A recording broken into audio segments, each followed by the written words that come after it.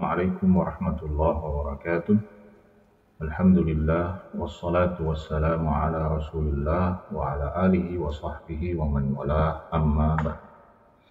Sahabat-sahabat yang dimuliakan Allah Subhanahu wa taala.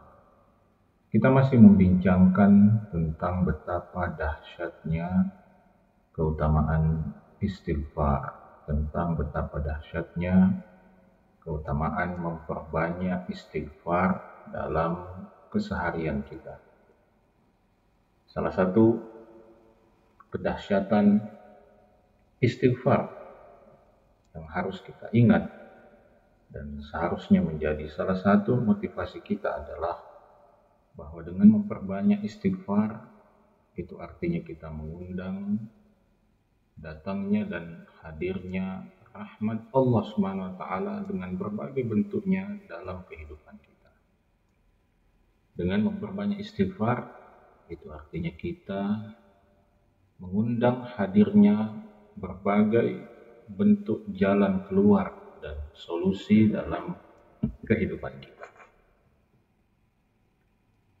Itu Allah Subhanahu wa taala mengatakan di dalam surah An-Naml ayat 46, laula tastaghfiruna Allah la'allakum turhamun. Allah Subhanahu wa taala mengatakan laula tastaghfirun. Mengapa kalian tidak beristighfar kepada Allah Subhanahu wa taala la'allakum turhamun, agar supaya kalian selalu dirahmati oleh Allah Subhanahu wa taala, agar supaya kalian selalu mendapatkan rahmat Allah Subhanahu wa taala. Di dalam ayat ini Allah Subhanahu wa taala menggunakan kata turhamun yang akar katanya berasal dari kata rahmat. Dan ketika kita berbicara tentang rahmat Allah Subhanahu wa taala, kita berbicara tentang kasih sayang Allah Subhanahu wa taala, maka kita berbicara tentang kasih sayang Allah, tentang rahmat Allah yang maha luas.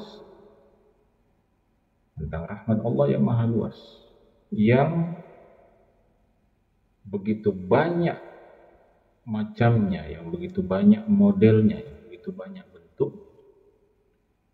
dan kebanyakan diantaranya adalah rahmat yang tidak kita sangka-sangka kehadiran dan kemunculannya dalam kehidupan kita. Pada intinya, bahwa ketika seorang hamba itu telah dirahmati oleh Allah Subhanahu wa taala, maka bereslah seluruh urusannya. Bereslah seluruh masalahnya. Ketika rahmat Allah Subhanahu wa taala datang dalam kehidupan kita, maka rahmat itu dengan serta-merta akan memberikan dan menghadirkan jalan keluar bagi kesulitan-kesulitan yang kita alami dalam hidup ini. Itulah sebabnya salah satu obsesi utama seorang muslim dalam hidup ini adalah bagaimana dia bisa mengundang datangnya rahmat Allah dalam kehidupannya. Dan salah satu cara untuk itu adalah dengan memperbanyak istighfar kepada Allah Subhanahu wa taala. Sehingga memperbanyak istighfar adalah cara yang Allah ajarkan pada kita untuk kemudian mendatangkan, mengundang hadirnya rahmat Allah Subhanahu wa taala dalam kehidupan kita. Dan sejarah kehidupan manusia, sejarah kehidupan hamba-hamba Allah Subhanahu wa taala sejak dahulu sampai hari ini menunjukkan begitu banyak bukti tentang bahwa ketika seorang hamba itu melazimi istighfar, ketika seorang hamba itu berkomitmen dan konsisten beristighfar kepada Allah Subhanahu wa taala, maka Allah Subhanahu wa taala akan melegakan pikirannya dari berbagai macam bentuk kegalauan. Allah Subhanahu wa taala akan menghilangkan musibah-musibah dan kesempitan-kesempitan hidup yang dialami. Allah Subhanahu wa taala akan menggantikan kesedihannya dengan kebahagiaan, kegalauannya dengan kelapangan jiwa dan pikiran. Allah Subhanahu wa taala akan mengganti kesempitan perasaan dengan kelapangan dada. Allah Subhanahu wa taala akan mengganti kesulitan-kesulitan hidupnya dengan kemudahan. Allah Subhanahu wa taala akan mengganti kefakirannya dengan kekayaan. Itulah salah satu dampak yang sangat dahsyat yang akan diperoleh oleh seorang hamba yang memperbanyak istighfar kepada Allah Subhanahu wa taala. Karena istighfar sekali lagi adalah amalan yang akan mengundang datangnya rahmat Allah Subhanahu wa taala. Dan ketika rahmat Allah itu datang dalam hidup kita, maka seluruhnya akan dibereskan oleh Allah Subhanahu wa taala. Anda mungkin mengingat kisah para pemuda Ashabul Kahfi.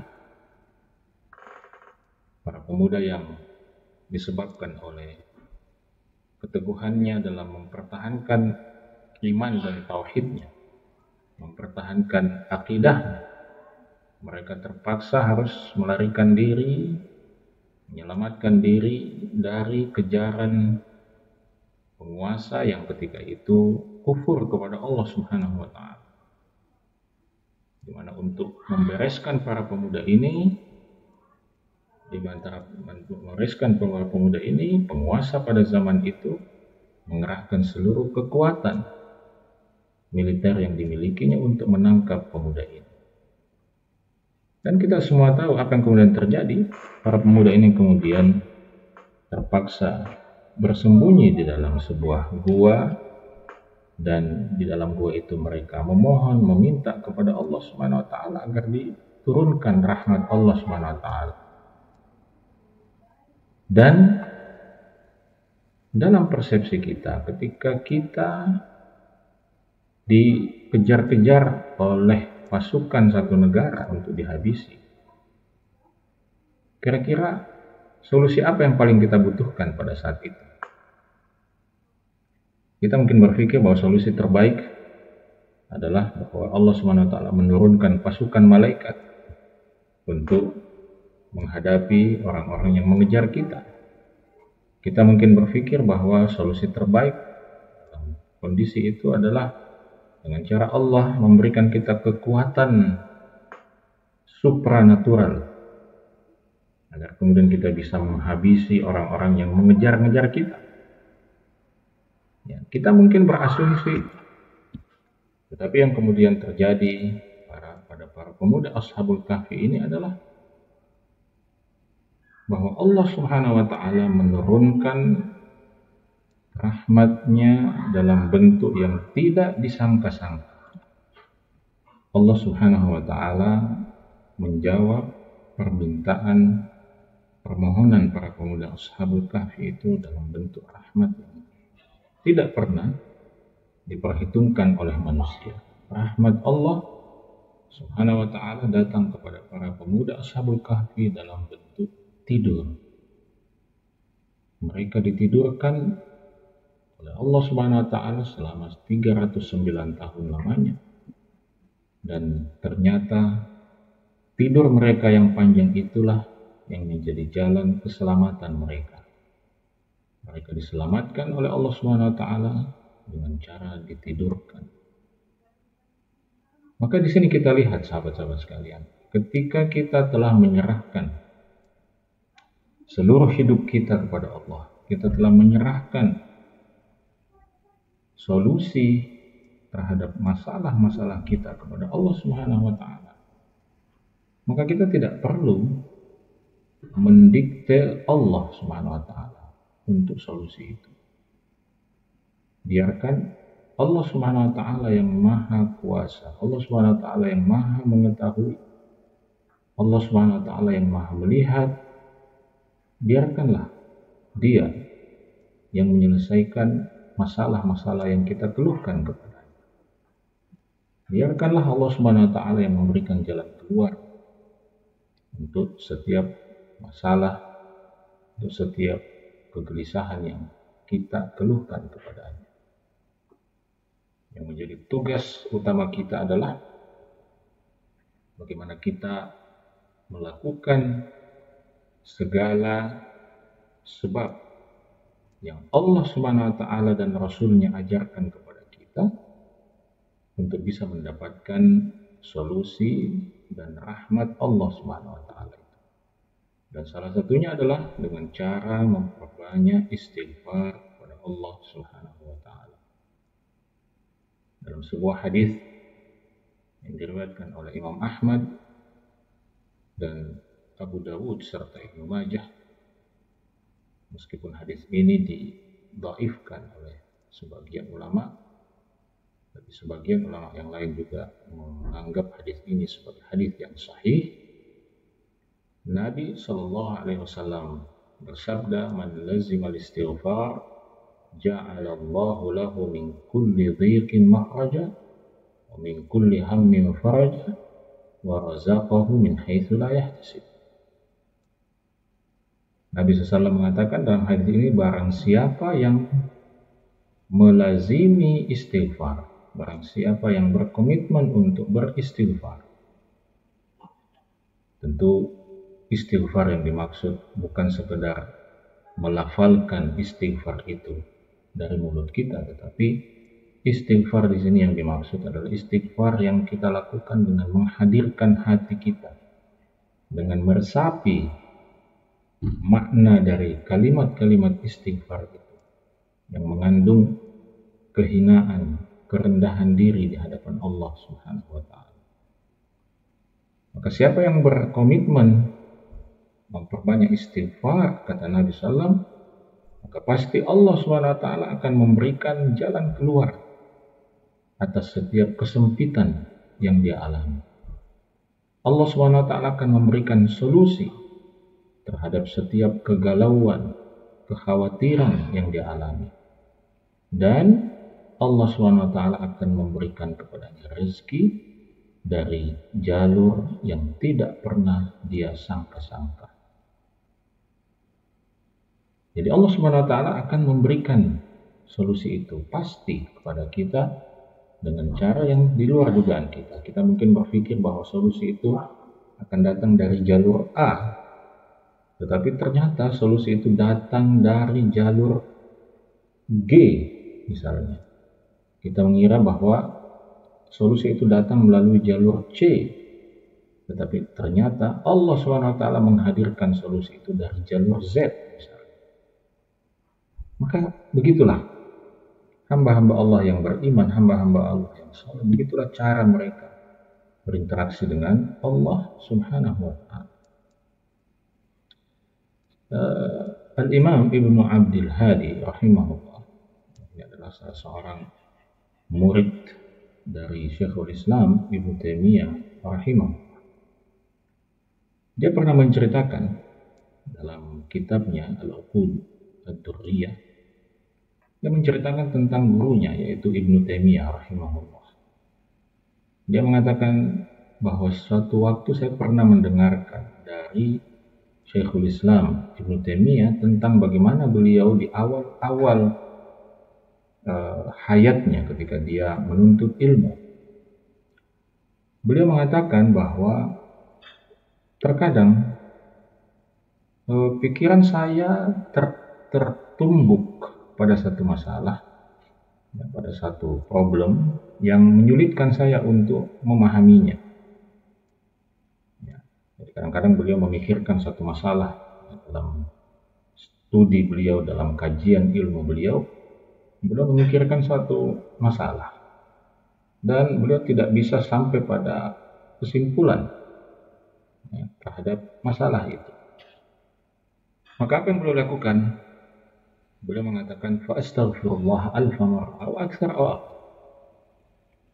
Maka saya pun beristighfar kepada Allah Subhanahu wa taala 1000 kali, kadang lebih, kadang juga kurang. Di sini saya ingin memberikan catatan bahwa dalam konteks ini Ibnu Taimiyah rahimahullah tidak membatasi, tidak pernah mengatakan bahwa siapa yang beristighfar 1000 kali, siapa yang beristighfar sekian kali maka dia akan mendapatkan ini dan itu. Kenapa? Karena ini butuh dalil dari Al-Quran dan Sunnah.